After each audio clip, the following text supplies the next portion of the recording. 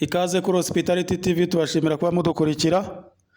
Ngiye kubereka uko wakora brochette ziryoshye cyane usavingana na mango chantini.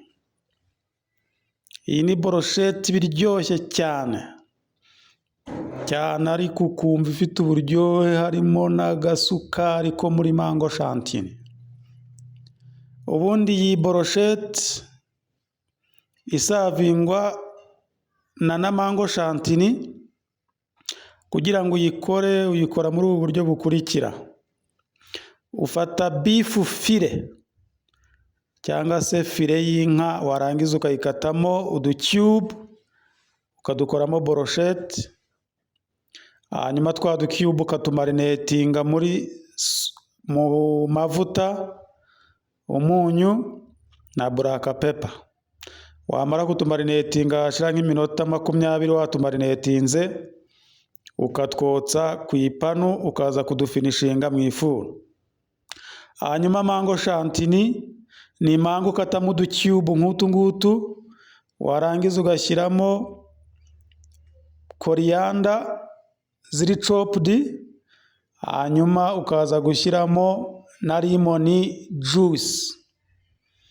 Shyiramo ji y'indimu, coriander ndetse ugashyiramo na ginger, warangiza ukabivangavanga ukabibitse muri firigo. Hanyuma brochette zo ni kwa kundi nababwiye uzikata, warangiza kuzikata ukazimarinetinga, wamara kuzimarinetinga ukazotsa ku ipanu, zamara kuba brown ukazishyira mu ifuru iminota 10 ziba zimaze kushya neza. Hanyuma rero ugafata mango chantini wari washyize muri firigo ukayarura neza ku isahani. Wamara kuyarura neza ku isahani ukayisanza neza ku isahani mo hagati, kugira ngo bize kuba bisa neza bigaragara neza. Urabona ko iyi mango chantini imeze neza. Ushobora gukoresha coriander, ugakoresha perisile, hanyuma ukaza gushyiramo na lemon juice, ubundi usanga mango iryoshye cyane. Uzafate mango zikate mu ducube duto nk'utu, urangiza ushyiremo ji y'indimu, ushyiremo na chopped parsley cyangwa se chopped coriander. Hanyuma ufate za brochette zawe uzirambikeho hejuru mu buryo ushaka bugaragara neza, bufite aesthetic.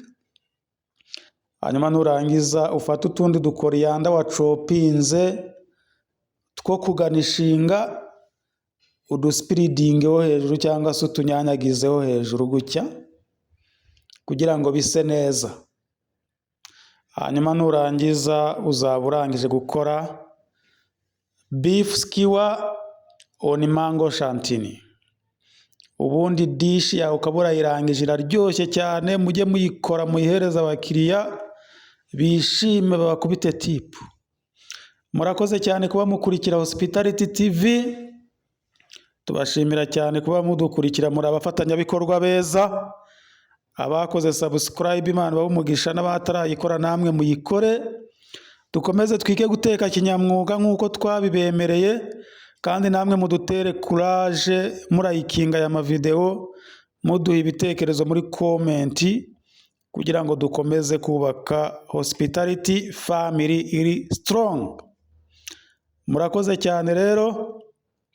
Yari mango chantini na beef skewers by chef teacher nk'ibisanzwe. Ubundi mukomeze mukore like, comment and share, mukore subscribe abatari bayikora, hanyuma mukomeze mugume kuri Hospitality TV, ubundi twige guteka kinyamwuga. Iyi brochette iraryoshye, uzayikora uyirya umbwire my friend.